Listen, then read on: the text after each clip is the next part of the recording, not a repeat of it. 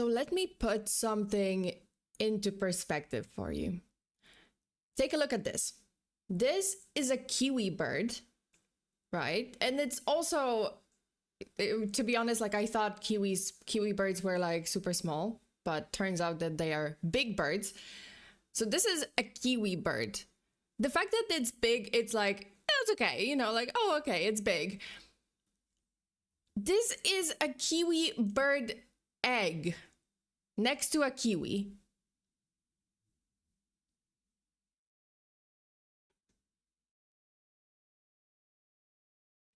Yeah, that's how, why, why?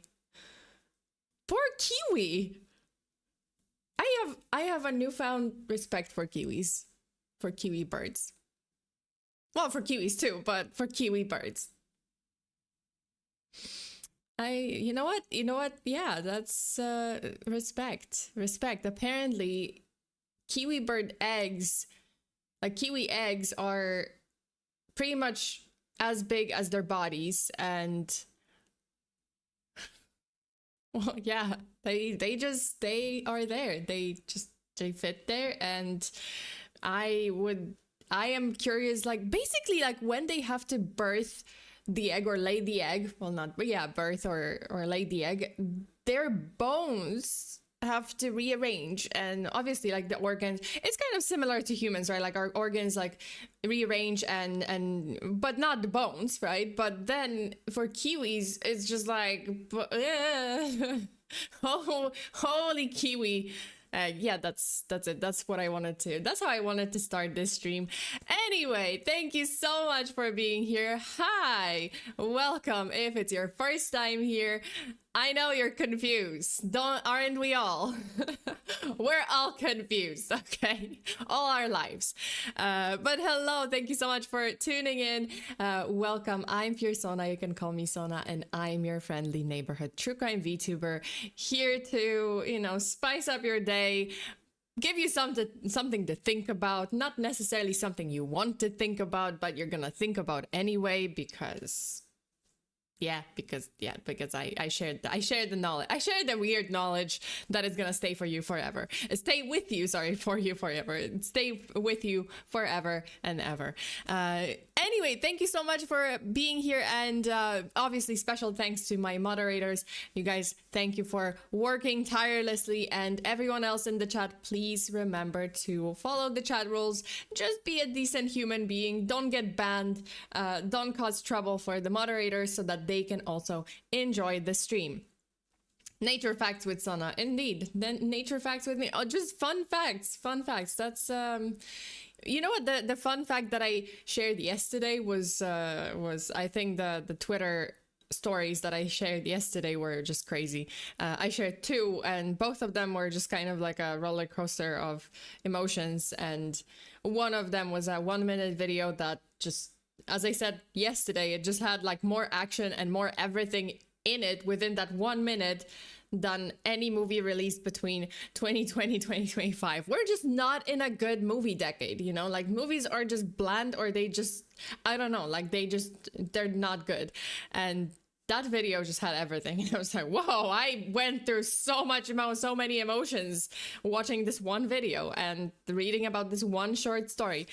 Does Sona want to be a kiwi bird tuber now? Well, I'm gonna consider. You know what?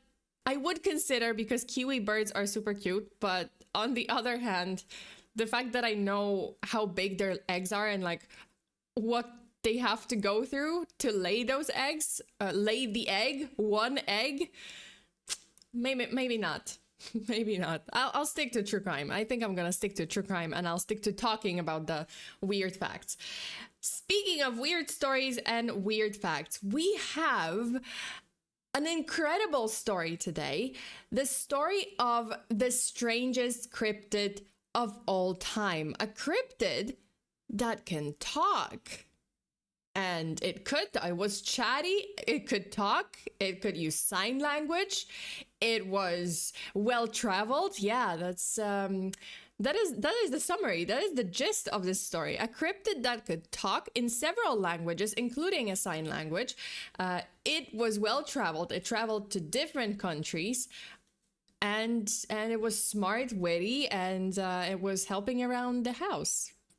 Yeah, I know it's such a combination. I don't think you've ever heard of such a combination when it comes to a cryptid. Like we usually hear, right? Like we usually hear about cryptids that are elusive, right? Like Bigfoot, like, oh, you barely catch a glimpse of them or you barely catch a photo of them.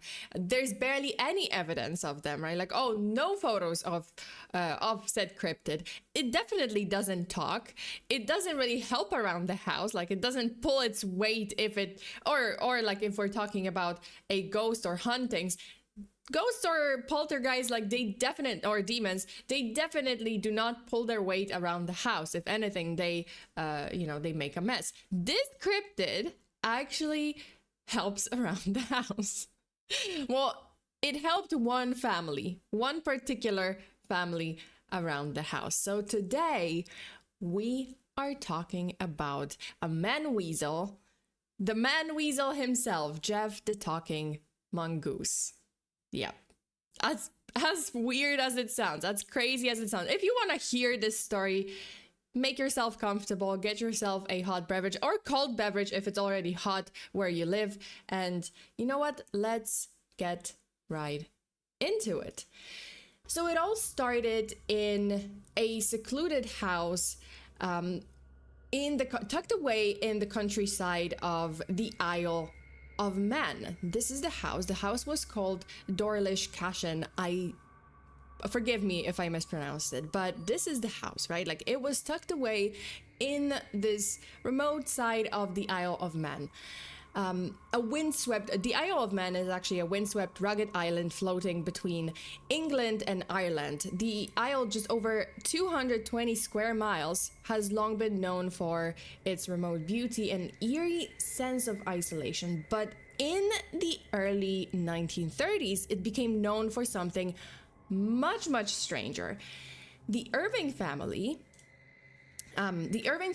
James, Margaret, and their daughter, Voira, began hearing bizarre noises inside their old stone home. And it wasn't the usual... Oh, sorry. Now, of course, I would mess up my video. Of course, I would mess up my slides, my presentation. The scuff is by the way, the scuff is an integral part of my stream, so don't be surprised if I mess something up.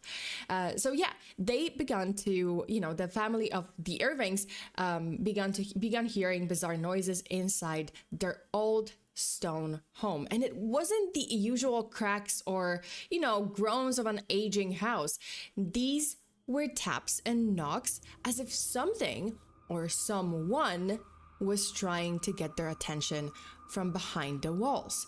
And then on September night in 1931, the sounds escalated.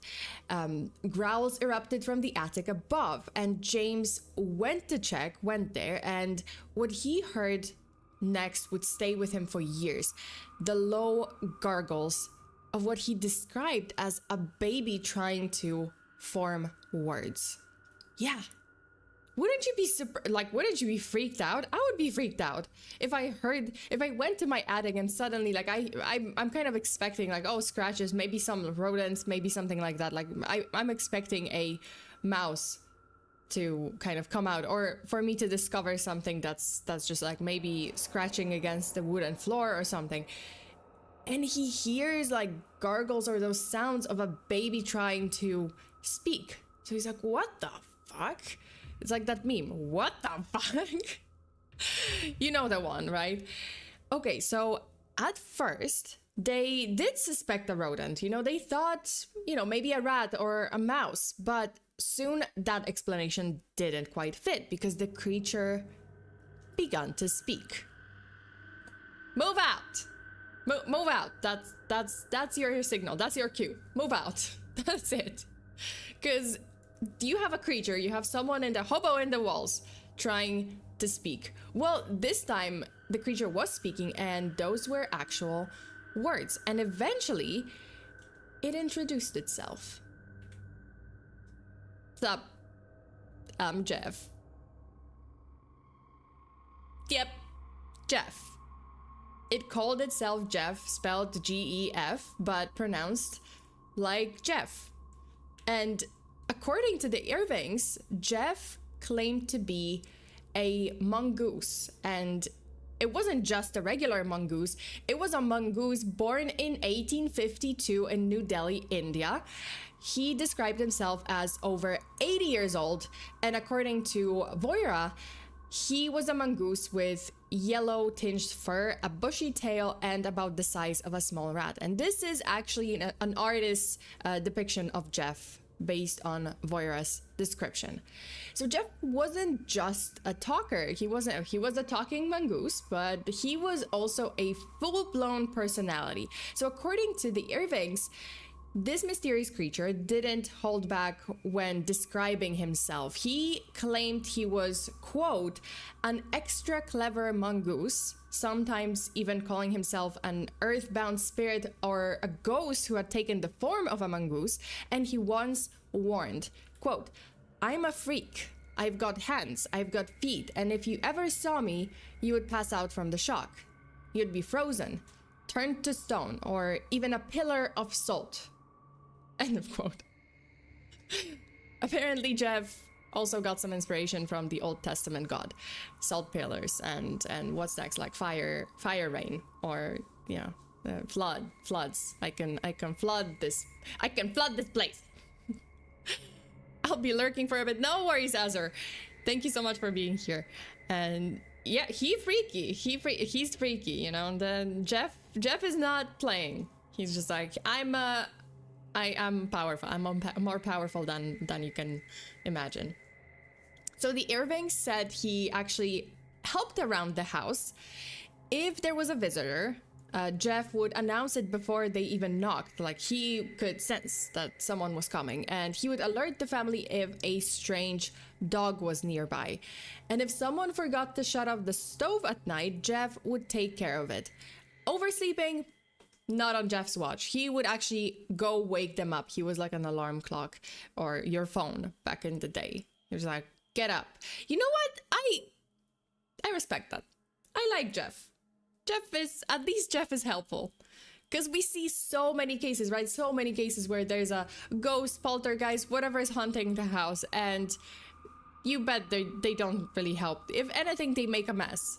And they freak you out. And they make you, not get a good night's sleep, right? Like, you can't sleep at night because this ghost or demon is haunting you and waking you up at night. No worry. Gef is chill, Gef is a big help. He actually pulls his weight around the house, even though they don't really see him. He's kind of lurking in the walls, right?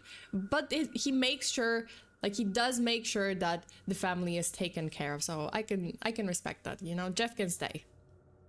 Gef equals Intan Kun. Hey.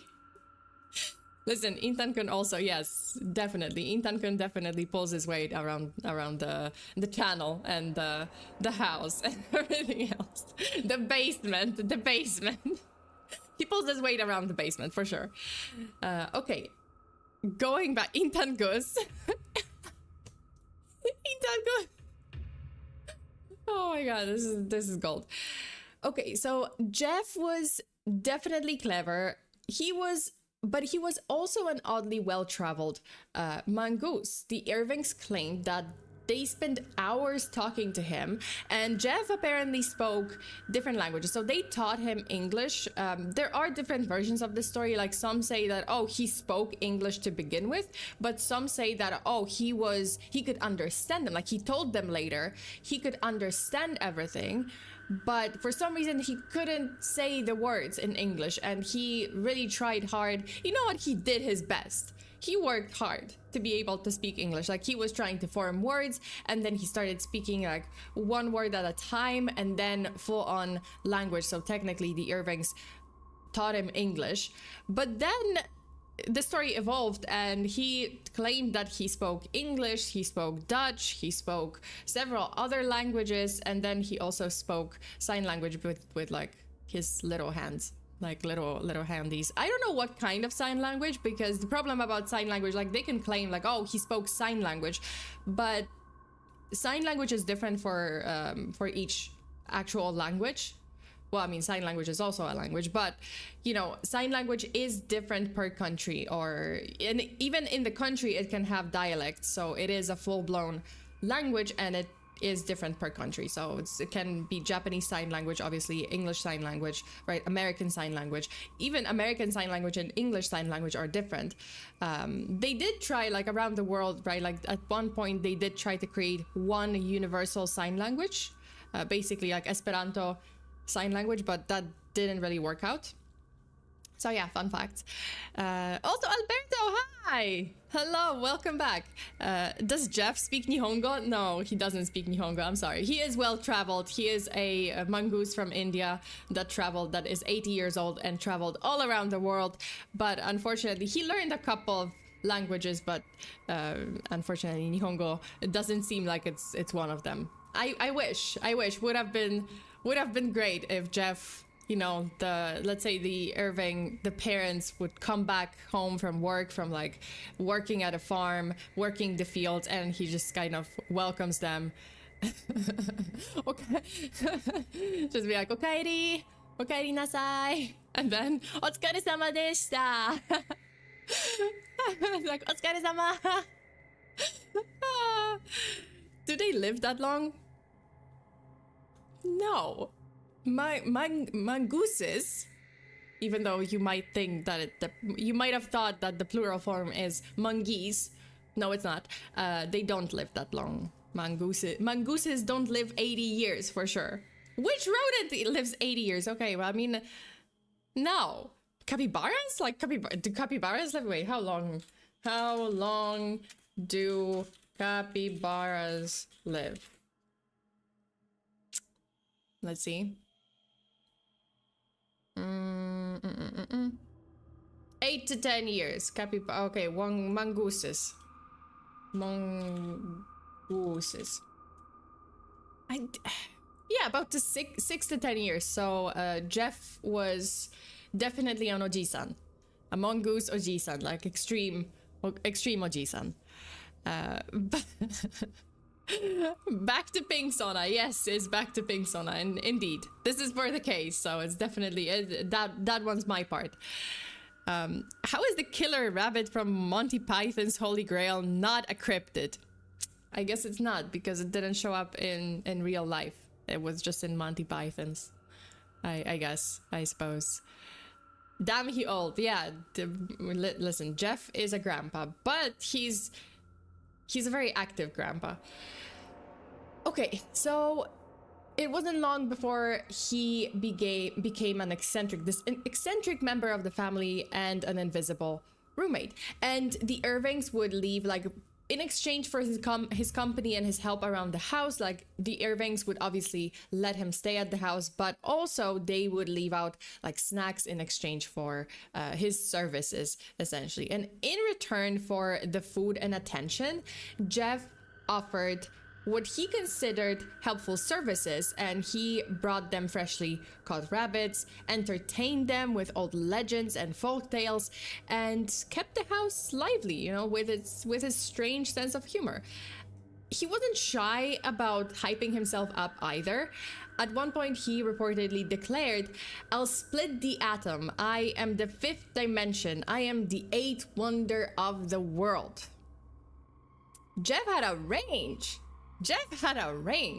Like, that range does not include being humble, it seems, but you know, he definitely valued himself. Okay, he knew his worth. He's just like, I bring so much to the table. I wasn't done typing. What happened? Wait, Bacon. What happened, Bacon? He gets all the snacks. He does get all the snacks. But that odd charisma came with a dark edge. So Gef had a dark side. Just when you would start thinking that he was more playful than, you know, he was this cute mongoose living in the walls and like, oh, he's so nice, he's so funny, he would drop something chilling, like casually saying, basically, like, when he was talking to the family, he would casually say that he could kill them all. he could kill the entire family, but, quote, I won't. That's nice. That's nice. That's nice of you. That you're not gonna kill us, even though you could. He's just like, yeah, I could tear you to shreds. I could kill you today. I could kill you all, but I won't. What a chill guy. Yeah, I need a chill guy like that. I need a chill mongoose. But maybe minus the threat. Minus that I could kill you, but I won't. Okay, so despite his antics, is it antics or antiques? Antiques are the old stuff, right? Old things. And antics are the behavior. I never know. But despite all of this, the Irvings insisted that Gef had his preferences. He liked sweets, he liked biscuits, chocolates, bananas for some reason. For some reason bananas, but he did like sweets, and they would leave him little treats in a dish hanging from the ceiling, and Gef would wait until the coast was clear, right? Like no one was around because he didn't want anyone to see him, and then he would sneak down to take them. And when the family went to the market, Gef would go too. I mean, okay, sort of. He never actually walked with them. He would follow them from the other side of the hedges, you know, like just kind of hiding and muttering and gossiping the entire time. He is a gossip. Gef is a gossip. He's just like, look at this Anna Louise, you know, she is cheating on her husband and someone's cheating, or someone just did something to their face, or someone is selling eggs for much higher than they are supposed to be, or like someone is selling something under the counter, and you know, yeah, he would love gossip. He would know everything for some reason, like everything about everyone. The mongoose is such a drama bringer. Yeah, oh, he thrived. He thrived on drama, like Twitter people, and like me sometimes. I doom scroll too much. Okay, I am on Twitter too much, and on Reddit. Okay, so according to researcher and librarian Christopher Josephy. I'm sorry, I don't know how to pronounce it, but Christopher Josephy, who wrote a deep dive into this case, and he wrote a book titled Gef, the Strange Tale of an Extra Special Talking Mongoose. This mysterious creature acted more like a Victorian, like according to Christopher, Gef acted more like a Victorian era music hall comedian than a ghost or animal. Also, Bacon, thank you so much for the supa. I was trying to type out, so Bacon says, I was trying to type out the newlywed couple phrase in Japanese as if Gef would say it if he spoke Nihongo, but my phone had a stroke. Oh, wait, the newlywed couple phrase in Japanese. Which one is it? Wait, am I not? Is it omedetou gozaimasu? No, is it that one? Like omedetou, congratulations, or because that's a general. I think that's a general congratulations, or is it a different one? If it's a different one, then I might not know. But yeah, okay. So, damn. Okay, so yes, Gef was a mysterious creature, but he was also a comedian. He's a helper. He's a storyteller. He's a polyglot. You know, he's everything. And Gef apparently loved cracking jokes, playing tricks, and making what Christopher, the author, described as, quote, outspoken and irrelevant remarks. So he basically was fucking with everyone. He loved fucking with everyone. That's it. He loved making fun of everyone. So he enjoyed actually poking fun at the Irving family. James, the father, was often the target of the jokes, and Gef would mock. Yes, I don't know what I'm saying. Gef would mock his appearance, once comparing him to a character straight out of a Dickens novel, and another time saying that his head looked like an onion. How does your, like, I get like, oh, your head is like egg shaped, like, oh, your head looks like an egg, but onion, I guess it's like, okay, unless Yeah, okay, I can see that. I can see. I get it. I guess I get it. But yeah, Gef was yeah, he just kind of unwanted what is it? Unwanted advice or unsolicited, not unsolicited comments. So to speak, unsolicited jokes. Like, well, okay, like just, he liked mocking them sometimes. But I guess like they couldn't do anything in return because of the whole, I could kill you but I won't thing. So I guess they were just like, okay, fine. Whatever. No, welcome back. Would you so like, okay, and then would you like some dinner? Would you like dinner, maybe a bath, or maybe like osokuji do? Ofuro do? or maybe me. Oh, that kind of phrase, but I don't know how to say that in Nihongo. Well, I mean, I guess I could say it, but I don't think it sounds the same way as the English phrase. Moment is over now, and I got to go back to lurking. No worries. Thank you so much for the super. Okay, so Gef was a jokester, Gef was a trickster, but not all of Gef's jokes and humor was harmless. According to the author, there were moments when the mongoose crossed a line.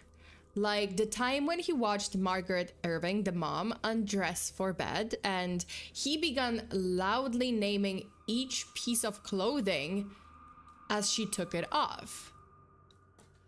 Gef, you dog! I mean, okay, yeah, that was definitely unwelcome, but Gef, you dog. Okay, mongoose.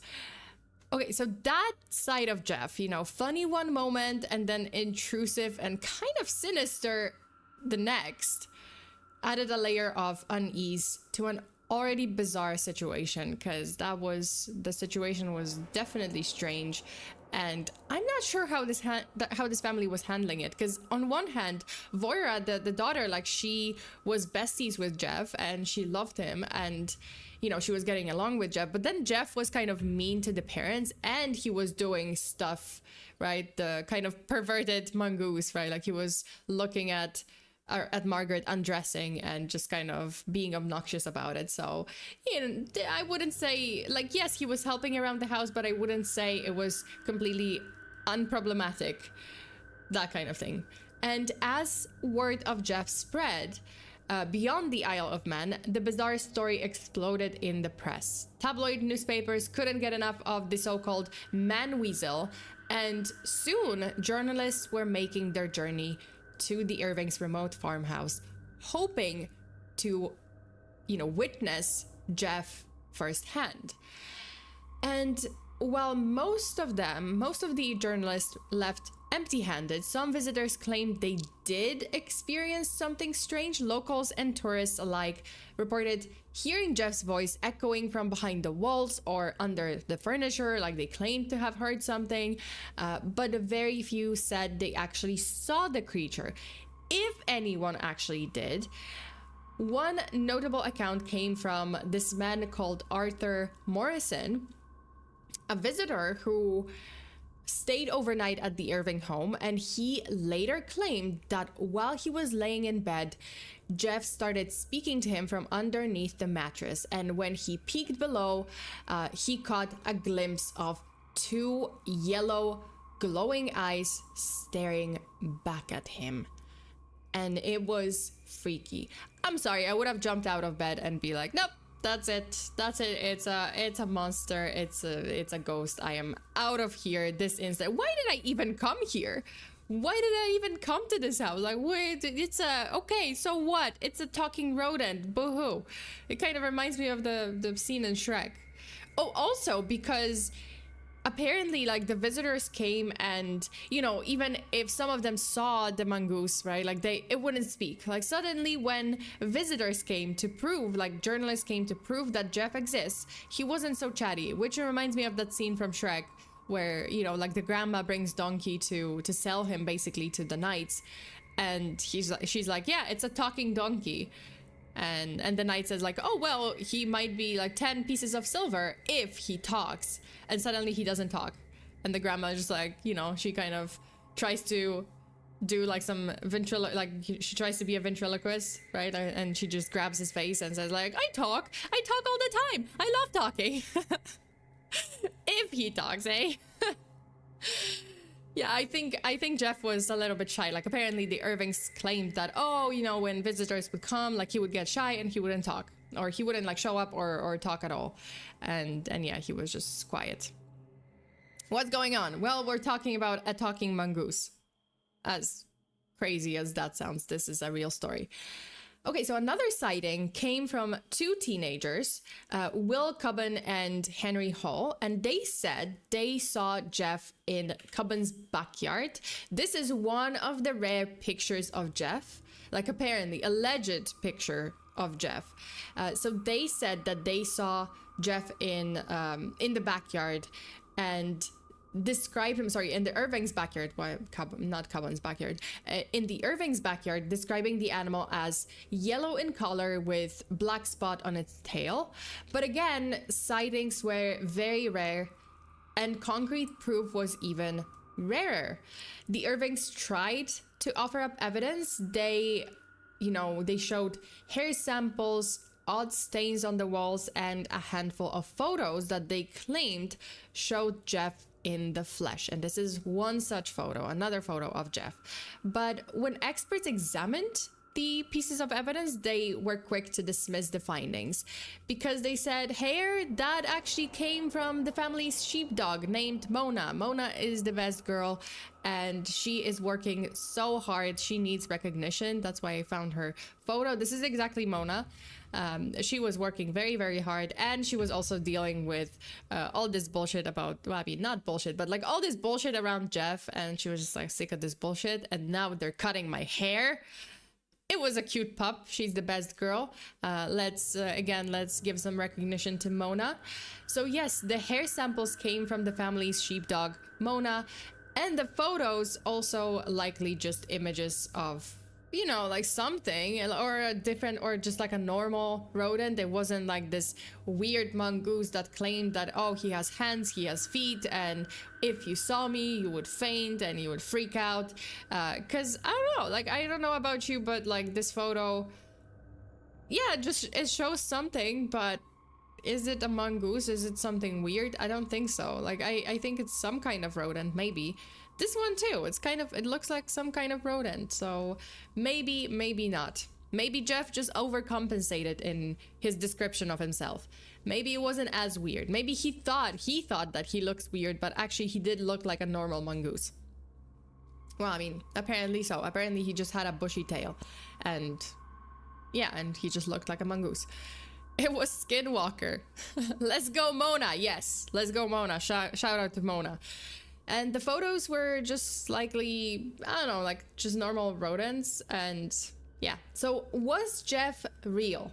Well, there definitely were people who went to the Irving home to investigate and debunk. Many of them wanted to debunk the myth of a talking mongoose. In an effort to get to the bottom of the Gef mystery, famed paranormal investigator Harry Price got involved. He was one of the very few people of the time seriously trying to bridge the gap between supernatural claims and scientific evidence. So Price reached out to an expert at the Natural History Museum, hoping to get, you know, like some clarity on the supposed physical evidence linked to Gef. And among the items were impressions made in plasticine.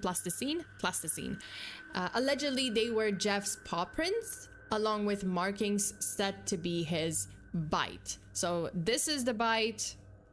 It kind of looks human. A little. Wait a minute. This kind of looks human. That's not what mongoose teeth are like, but okay. Also paw prints, very different, by the way. Like a small paw print, suddenly it's like, bam, Gef is changing sizes. Bam, another one that's changing size. I'm not sure. But yeah, you know, the expert examined them carefully and wasn't convinced.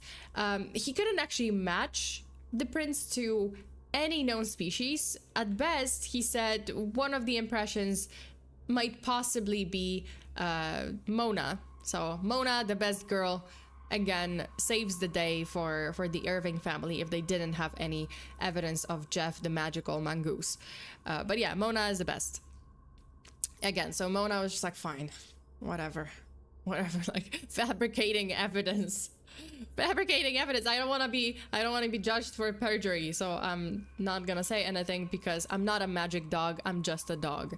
But Mona is still the best. Everyone say thank you to Mona. Yeah, Mona is the cutest and the best girl. I'm leaning towards demon or fae. Or maybe, just maybe, it was all a hoax. Okay, so Mongoose, you know, the expert at the Natural History Museum, he said, like, no, those prints are definitely not mongoose. According to him, none of the evidence but pointed to that animal in any way. So hair, pictures, the paw prints, he was just like, no, and teeth marks, like, no, that's not a mongoose. But the family claimed, like, okay, well, it's not, because Gef is not really a mongoose, like, he is a magical mongoose or reincarnated ghost that just took a form of mongoose-like animal. Believe it or not, this is exactly the description that Gef shared with the family, or the family shared with the press, that Gef said, oh, I am a ghost that took the form of a mongoose, but not really, because I have hands and feet and you would faint if you saw me. So there's that. Okay, so when this investigator, Harry Price, finally made the trip to the Irving's farmhouse, he wasn't just there to hear Gef. He wanted to understand the environment that made Gef possible. And what he found was, you know what? It was telling. So inside the home, Price noticed something very, very curious. He noticed the walls. The old stone structure had been fitted with wooden paneling on the interior, creating double walls with a surprising amount of hollow space in between. These weren't just thick barriers, they actually acted like natural amplifiers, which means that the house was essentially one giant speaking tube. Yeah. So thanks to the gaps, someone could speak into like an opening in one room, and then their voice might easily travel to another part of the house. I mean, the acoustics were perfect for misdirection, because someone could like speak into one part of the house, right, like one opening, and it was just traveling, and you could hear it in a completely different part of the house, right? Like, yeah, like a tube, basically. Yep. So this guy was just like, yeah, I don't know. I'm not buying this. Like, the house is very interesting. So whatever it is that's living in your walls, I don't think it's a talking mongoose. I feel like it could be hobo in the walls. Oh my God, what if it's a hobo in the walls? What if a hobo lived there and they didn't see? I mean, okay, well, the Irvings did claim that they saw him. They saw Gef, right? Like a talking. Maybe it was a hobo with a mongoose. Maybe it's a hobo with a pet mongoose. And whenever the hobo was, you know, the family was like close to discovering the hobo, he would just like release the mongoose. And be like, release the mongoose, go, just don't talk, or I'm gonna talk in your place. Like, oh, you know, right, like he was using the acoustic. What? Wait, theory. Wait, I came up with a new theory. So it was a hobo in the walls that had a pet mongoose, and whenever the Irvings were just like, we don't believe you, we want to see you, he would just release the mongoose, and then he would talk. Like, he would talk through the walls, like he knew that, oh, okay, the sound would travel to this particular room where I left the mongoose. So, man, that makes so much sense. Sounds like a sitcom. That makes so much sense. Whoa, and they were feeding it, so the hobo wouldn't die. But yeah, he would just, case solved. Case solved, this is it. Thank you so much for showing up to the stream. Stay safe out there. No, it's not over. Okay, so the details definitely raised some red flags for Price and his fellow investigator, Richard Lambert. According to psychologist Richard Wiseman, so another Richard, the two men walked away from the investigation unimpressed. They said that the so-called evidence of Gef would only convince the most gullible of observers. They said, no, we know what's happening, and it's not a talking mongoose, it's a hoax. And so Gef was put on trial. Not literally on trial. No one actually managed to catch Gef or drag him into a courtroom, but the story was definitely put under a microscope along with the family, the Irvings. Also, Bacon, thank you so much. You think Gef is related to the magic talking seal? Plot twist. Wait, magic seal. Wait. Well, I don't have any information about a hole on the Irving property, so maybe not. Maybe, I don't know, but at least, you know what, at least the magic talking seal could cure cancer. At least that. Gef was just like being a creep a little bit. Like, he was being funny, hahaha, but yeah, like he was helping around the house. But could he cure cancer? No, he couldn't. So, magic seal wins. Yeah, there was a case that I covered, Mel's Hole. It's actually, I posted a video, an edited video, and I also streamed it. But if you want to watch the edited video, you can go to my videos. There's like Mel's Hole. Like, if you type in Mel's Hole in my search bar in my on my channel, you're gonna find it. You will find it, and it's a lot. You know, that story is a lot, and we get to, yeah, there is a magic talking seal curing cancer in that story. Whether or not you believe me, there is a part about a magic seal. So yeah, it's a great video. It's a great video. I love that case. Well, it's not so much like, oh, great video, but the case is just great. Okay, so if this entire thing was a hoax, the entire thing was put on trial, right? Like the story. If the entire thing was a hoax, the Irving family never broke character. Never. Not even once. No confessions, no retractions, nothing. They stuck to their story to their very death, that a chatty, mysterious mongoose named Gef had taken up residence in their isolated farmhouse and somehow became a part of their lives. But all things, no matter how strange, must come to an end. Yeah, we're getting to the end of this story. Gef's voice eventually fell silent, especially when James Irving's health declined and he passed away. Voira, the daughter, at the heart of the story, she, grew up because she was like 17, and then she grew up and she moved away from the house, right? She just moved somewhere else. And after that, the talking mongoose never spoke again. Margaret, the mother, sold the home to a new owner who later claimed to have shot and killed a strange animal on the property. No! Gef! Oh my god! Oh my god! Oh my god! I forgot about this part. See, I knew about this part, but I forgot about it. I forgot that I have the article. No, this is apparently Gef and the guy who like shot him and stuff, so no! Well, I mean, no, this is not, well, this is the picture of Gef. I guess it was huge. Was it? Because that's the meter, like the measuring tape or whatever. This is not the mongoose, by the way. This is just a guy leaning on whatever, like a rock or something. That's not the mongoose. But yeah, apparently Gef was shot and killed because he wasn't talking anymore, and so the new owner thought that, oh, it's just a weird animal, so I'm gonna just pew pew it. Gef the Killer reference. Oh yeah, I know. Okay, I know that one. No, Gef! No, murderer! How could you murder him? Yeah, but Gef wasn't talking anymore, so he wasn't a magic mongoose anymore. He was just a mongoose, and the owner was just like, oh, none of that on my property. But whatever that creature was, it was never confirmed to be Gef. Like, yeah, like like this article kind of said like, oh yeah, it's apparent, like allegedly this article was talking about like this was the animal that was shot and this was Gef allegedly, but it was never confirmed because obviously the animal was dead, which means it cannot talk. It can't prove to be Gef.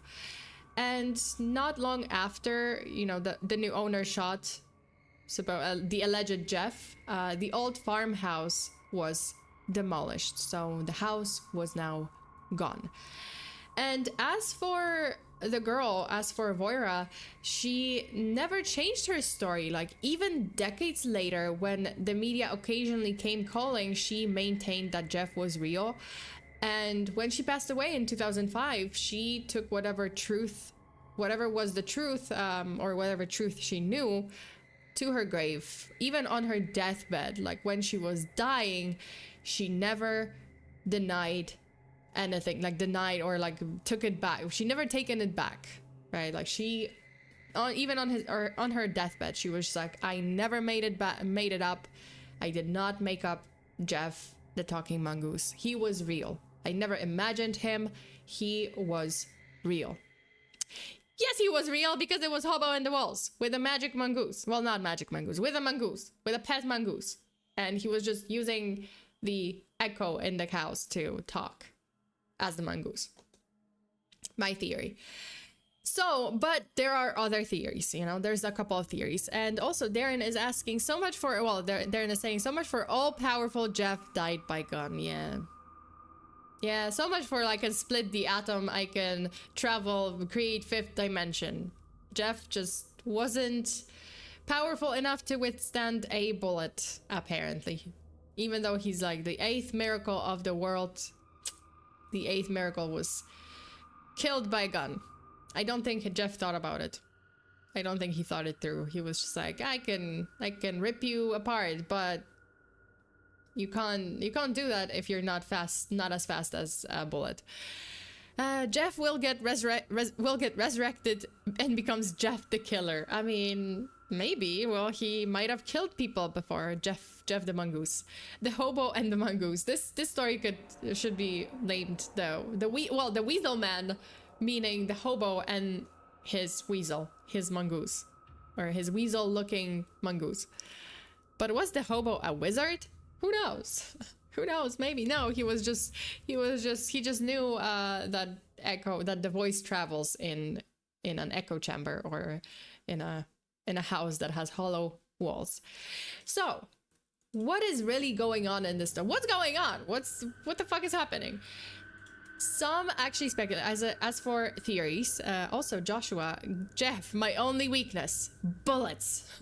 My only weakness is lead.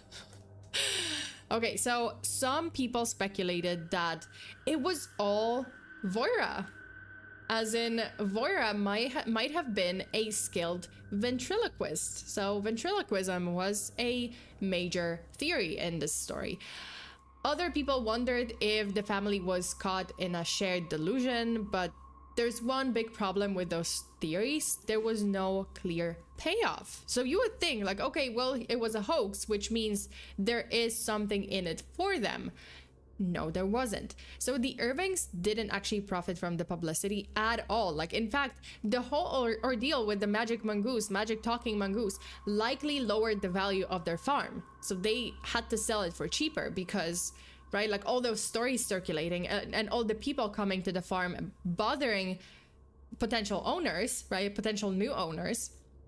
So the farm and the land and the house just lost its value.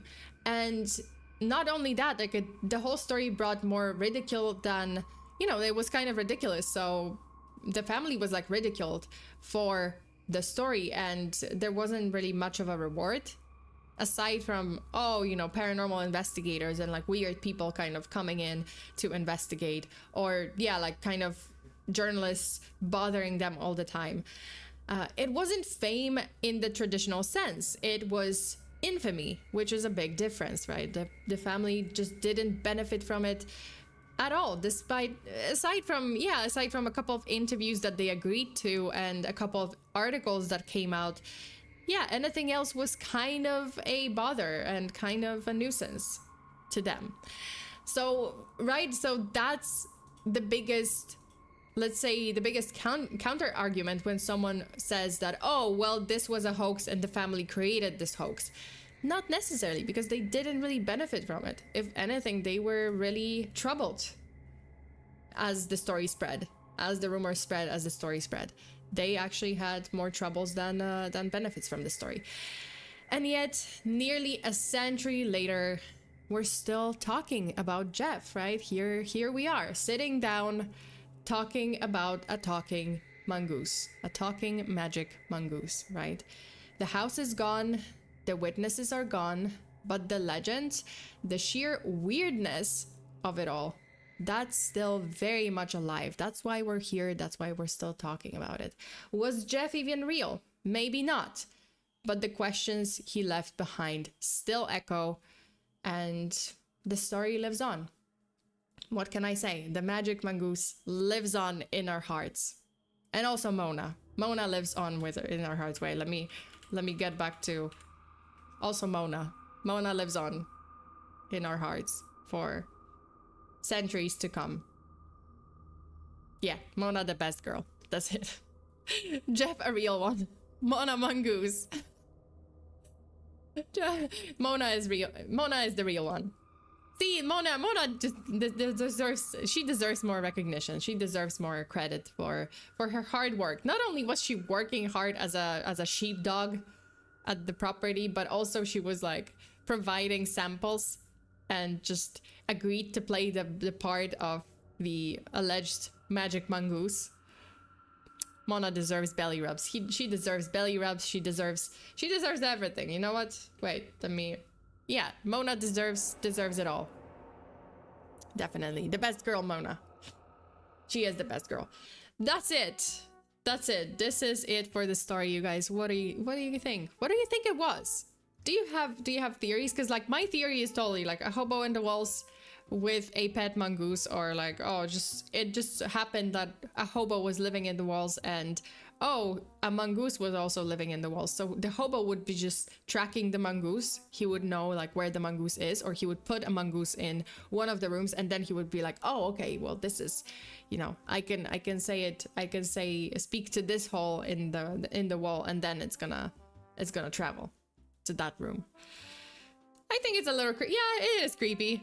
I think it's creepy. Well, I mean, who wouldn't? Who wouldn't if you had a talking mongoose and a hobo? No, not even like a hobo in the walls and a mongoose in the walls. That's, yeah, that would be a little creepy. Guess I'll have to watch the VOD. Yeah, no worries. The VOD is gonna be here. You can watch it from the beginning and just, you know, find out about the case of Gef the magic mongoose. The comedian, Gef the comedian, the storyteller, the prankster, the pervert. Wait, what? By the way, how the fuck does one spell mongoose? M-O-N-G-O-O-S-E. Mongoose. It's not mongoose, it's mongoose. Did I spell it correctly? Yeah, I thought it was also, honestly, I thought this is how it's spelled too. I thought it was M-A-N, but it's M-O-N-G-O-O-S-E. Mongoose, yeah. That's how you spell it. Yeah, mongoose. Also, yeah, seriously, like if I hear the name mongoose, I either think about a goose or for some reason a lizard. I don't know why. Like it just, yeah, either like the name mongoose just doesn't match a rodent. Right? Like it doesn't match a rodent. It matches like a lizard or a goose or a bird. But sure. But it's a weasel, man. But yeah, that's it for Gef the magic mongoose. Rest in peace, and also Mona, best girl, rest in peace, because you deserve so much better. You deserve so much better than this like haunted farmhouse and a fucking rodent that got better treatment than you. That's just ridiculous. Wait, am I crazy? Because I like watching horror movies and analog horror at 10 p.m. to 12 p.m. Why not? Why are you crazy? Why not? That's yeah, sure. This is what I do, so am I crazy? No, I mean, maybe a little bit, but yeah, I guess I hate myself. I just like to get nightmares. Okay, that is it for the case, but we have a couple more streams this week. There's a VTuber collab coming up tomorrow, so I'm gonna be here at, I think, the same time. Yeah, same time, 6 p.m. Pacific time. So we're here 6 p.m. I think. Yeah, it is the same time. I have to double check, but it's probably gonna be either the same time or like an hour later, but I think it's just gonna be 6 or 7 p.m. Pacific time. I'll be playing Repo with Aruri, Ritsu, and Nim. So the old squad is back. Yeah, so we're gonna be playing Repo.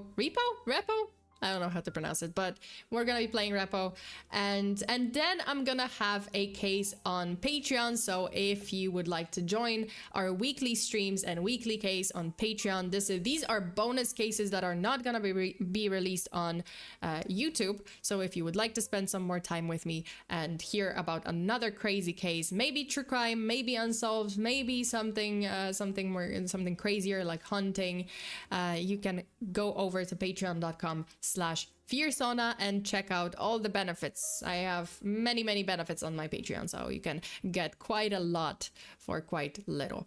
And then on Sunday, I have another case here on YouTube. So yeah, same time, 6 p.m. Pacific time, we're gonna have a case here. So I'll be back.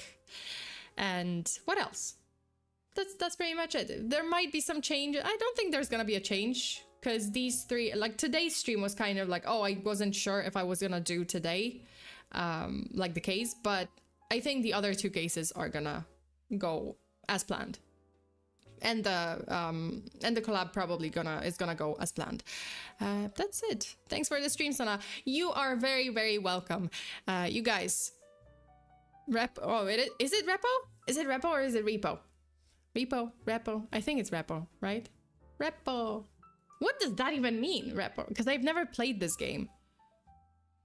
I've never actually played this is gonna be my first time playing Repo, because I was going to play on Monday, but then it didn't work out because my tooth was hurting, so I had to drop out, unfortunately. I guess it's like it is like Lethal Company, but it's just like, okay, so it's Lethal Company, but with like little trash cans as, because I saw pictures of the characters, like characters are trending, and I'm like, okay, so you're playing as the little trash can? Is that it? Oh yeah, okay, yeah, it's like, wait, so those little characters, are they the monsters or are they the players? Because if they're players, like, you're just like, yeah, like they look like trash bins. Are they like rubbish bins, kind of? Like just that's how they look like. Oh, they are players. Okay, they are players. So you're kind of like, oh, you're just kind of like a rubbish bin. You play as the Canadians from South Park. Oh, okay. Oh, they are robots. Trash bins are us. Damn, just like me. We're trash. That's it. We're just trash. I think it's Repo. Oh, it is. Oh, repossession. Oh, Repo. I thought it was like Repo for some reason, but Repo. Oh, that makes sense. Like, what happens when you don't pay back the bank? When you take out a loan? Oh no, the company sends us as the loan sharks. No, we're loan sharks. Wait a minute. Repo. Okay, so it is Repo.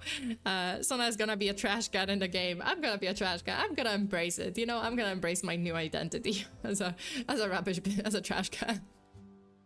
Oh god. I mean, it looks hilarious, so hey, I'm looking forward to it. It's yeah, it seems like everyone is enjoying the game, so why not? I might get motion sick. Probably is. I'm probably gonna get motion sick, but oh well. Thank you for the stream, Sona. You're welcome. They look more like the android robot. Oh yeah, they do, kind of, yeah. Yeah, now that I think about it, yeah, they do. Okay, so that's it for today. You guys, thank you so much for tuning in. Thank you for taking the time out of your day to sit down with me and listen about the magic rodent. Also, Carol Willis, Sona, you're funny. Well, thank you. I try to be. I don't try to be. Sometimes I don't try to be, and it just comes out the way it does. So, oh well. That's just my nature, to be awkward, to kind of you know, stutter, like stumble over my words, and also to you know, just share weird comments and maybe be funny.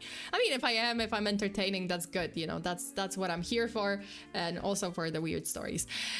Okay, that's it for today. You guys, thank you so much. Stay safe out there. Always lock your doors and windows. Bury your hexes. Until the next time. Bye.